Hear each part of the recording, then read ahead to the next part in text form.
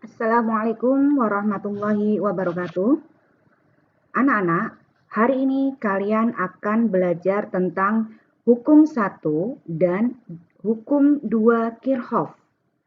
Baiklah, kita mulai saja pembelajaran pada hari ini.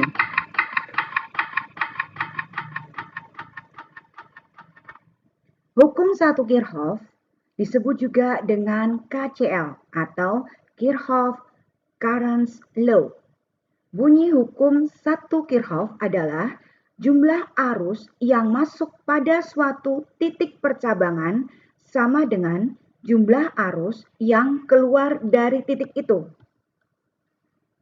Atau sigma I masuk sama dengan sigma I keluar.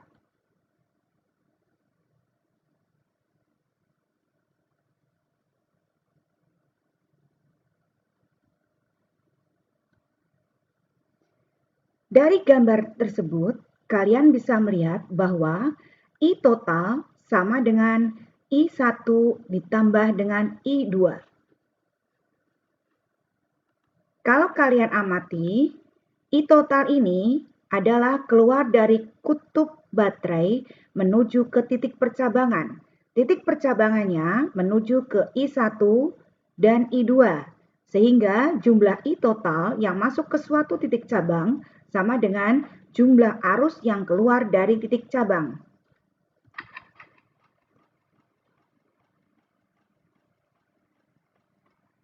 Untuk lebih jelasnya, coba perhatikan, ini ada arus yang masuk ke suatu titik cabang. Arus yang masuk ini disebut dengan I1. Sedangkan arus yang keluar dari titik cabang ada dua, yaitu I2 dan I3.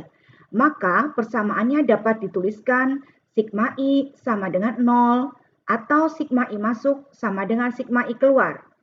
I1 sama dengan I2 ditambah dengan I3. Contoh hukum 1 Kirchhoff. Perhatikan rangkaian berikut.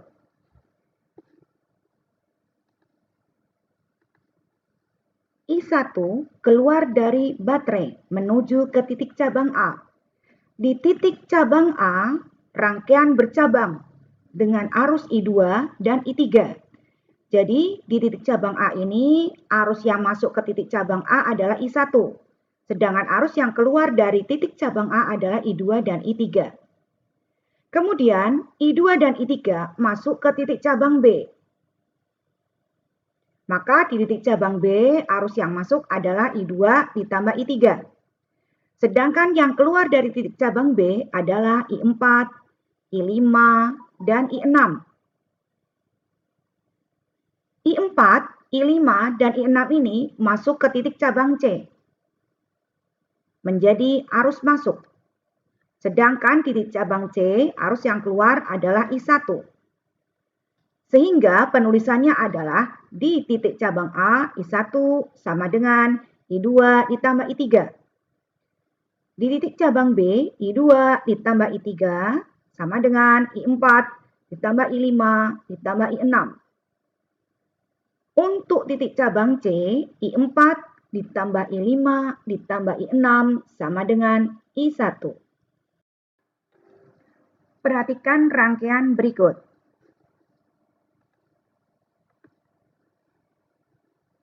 Hambatan R adalah resistor, disebut dengan hambatan luar. Sedangkan hambatan dalam adalah hambatan yang berada di dalam baterai. Kemudian tanda E ini adalah GGL baterai, gaya gerak listrik baterai. Rangkaian ini memiliki hambatan total R seri sama dengan R besar ditambah dengan R kecil. R besar adalah hambatan luar, sedangkan R kecil adalah hambatan dalam. Oleh karena itu, persamaan GGL baterainya adalah E sama dengan I kali RS, atau E sama dengan I dalam kurung R besar ditambah R kecil. Tegangan jepit adalah beda potensial antara dua titik di kutub-kutub elemen baterai. Dalam rangkaian ini ditunjukkan oleh titik A dan titik B. Jadi ketika kita mau mencari tegangan jepit antara titik A dan titik B, kalian bisa menggunakan jalur atas ini. Atau kalian juga bisa menggunakan jalur yang bagian bawah. Besarnya tegangan jepit lewat jalur atas adalah I dikali dengan R besar. Sedangkan bagian tegangan jepit lewat jalur bawah sama dengan E dikurangi I kali R kecil. Hukum 2 Kirchhoff atau KVL, Kirchhoff Voltage Law. Bunyi hukum 2 Kirchhoff, hasil penjumlahan dari jumlah GGL dalam suatu sumber tegangan dan penurunan tegangan atau perkalian I kali hambatan luar sepanjang rangkaian tertutup atau loop sama dengan 0. Secara matematis dituliskan sigma E ditambah sigma IR sama dengan 0, di mana E adalah GGL baterai dengan satuan volt, I kuat arus listrik dalam satuan ampere, R hambatan luar dalam satuan ohm, R kecil hambatan dalam satuan ohm. Penentuan tanda GGL atau E besar. Semua hambatan dihitung positif. Sedangkan tanda untuk sumber tegangan atau GGL sesuai dengan kutub baterai yang dijumpai terlebih dahulu. Misalkan, kalian menentukan arah arusnya adalah ke kanan. Maka ketika arah arus ini ke kanan, kutub yang dijumpai oleh arus terlebih dahulu adalah kutub negatif. Sehingga tanda GGL-nya atau E-nya juga negatif. Tetapi ketika kutub baterai yang pertama dijumpai adalah kutub yang panjang atau kutub positif, maka GGL akan bernilai positif. Sedangkan penentuan tanda kuat arus. Arah arus I searah dengan arah loop, maka tanda I-nya adalah positif. Sedangkan arah arus berlawanan dengan arah loop, maka tanda I-nya adalah negatif. Langkah-langkah penyelesaian rangkaian dua loop. Yang pertama, tentukan arah arus dan variabel pada setiap cabang. Misalkan ada rangkaian dua loop seperti ini. Tentukan terlebih dahulu arah arusnya mau ke kanan atau mau ke kiri, mau ke atas atau mau ke bawah. Silahkan terserah Anda. Nah, misalkan di sini saya menentukan arah I1 ke atas. Arah I2 adalah ke kanan dan arah I3 adalah ke atas. Tentukan arah loop di setiap loopnya. Misalkan loop yang saya buat ini adalah searah jarum jam. Kalau yang kedua ini saya buat berlawanan arah jarum jam. Nah, di sini arah loopnya adalah searah dengan arah arus. Sedangkan loop yang kedua ini arah loopnya berlawanan dengan arah arus. Langkah ketiga, berdasarkan hukum 2 Kirchhoff, tentukan sigma E sama dengan sigma IR atau sigma E ditambah sigma IR sama dengan 0. Dari gambar ini kalian bisa melihat bahwa ketika loopnya berputar searah jarum jam seperti ini, yang dijumpai kutub negatif terlebih dahulu, berarti main E1. Lalu jalankan loopnya ketemu dengan kutub positif E2. Karena arah loop dengan arah arus itu searah, maka tanda I1 positif. Sedangkan arah loop berlawanan dengan arah I3, maka tanda I3 adalah negatif. Contoh soal rangkaian satu lob.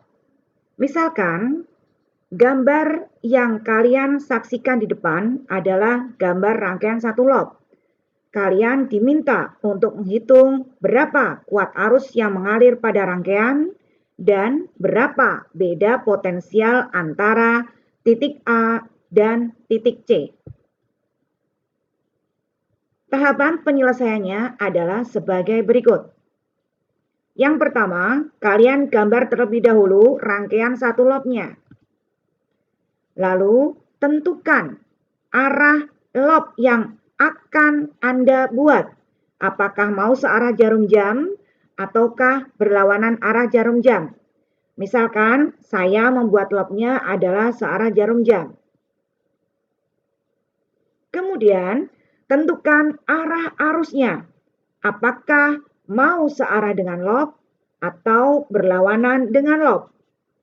Misal, saya menggambar arah arus searah dengan arah lob.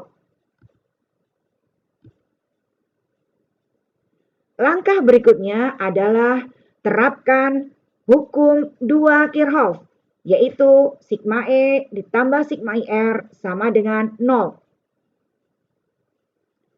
Jalankan lobnya, kita mulai dari titik A. Arah arus pertama adalah menjumpai kutub negatif baterai, sehingga nilai E1 adalah negatif. Kemudian menjumpai kutub positif dari E2, sehingga nilai E2 adalah positif. Jalan lagi menuju ke titik C, lalu menjumpai kutub negatif dari E3.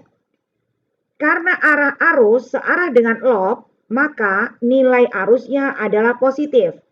Perhatikanlah, I adalah positif. Jumlah R-nya kalian jumlah semua, baik R besar maupun R kecil. Di sini berarti R besar 1, R kecil 1, R besar 2, R kecil 2, R besar 3, R besar 4, R kecil 3, lalu R besar 5. Sama dengan 0. Kemudian masukkan nilai-nilai yang diketahui, lalu kalian hitung.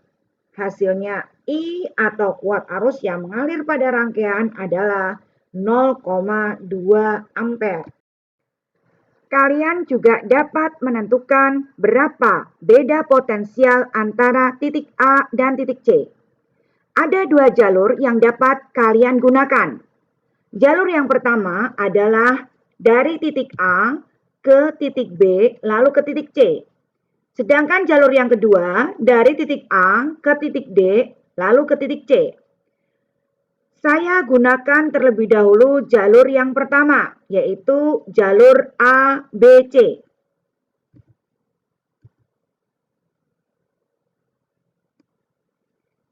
VAC ketika menggunakan jalur ABC sama dengan sigma E ditambah sigma IR.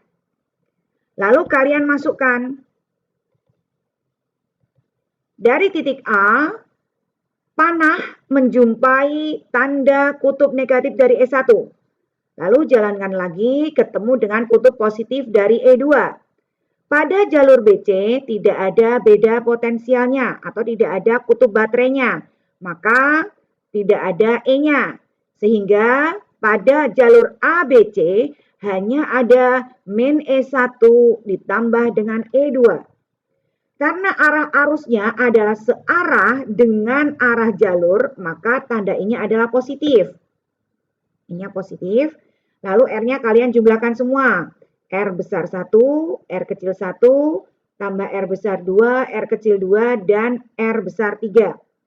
Sehingga ketika kalian masukkan angka-angka yang tertera pada gambar, hasilnya VAC sama dengan 1,7 volt. Jalur yang kedua, kalian dapat memilih jalur dari ADC. Nah, jalur ADC adalah sebagai berikut. Perhatikan, arus mengalir dari A ke D, lalu dari D menuju ke titik C. Pada jalur ADC, VAC sama dengan sigma E ditambah sigma IR. Lalu, Dari jalur AD tidak ada GGL-nya. Sedangkan jalur CD kita menjumpai GGL E3 yaitu positif, sehingga E3 positif. Karena arah jalur tidak searah dengan arah arus, maka tanda I-nya adalah negatif. Sehingga min I dikali dengan 3 ohm tambah setengah ohm ditambah 8 ohm. Hasilnya sama, yaitu 1,7 volt. Jadi kesimpulannya, untuk menentukan beda potensial suatu titik, kalian dapat menggunakan jalur apapun. Yang penting patuh dengan perjanjian tanda, yaitu ketika arah arus searah dengan lob, maka tanda arusnya positif. Tetapi ketika arah arus tidak searah dengan jalur ataupun lob, maka tanda arusnya ada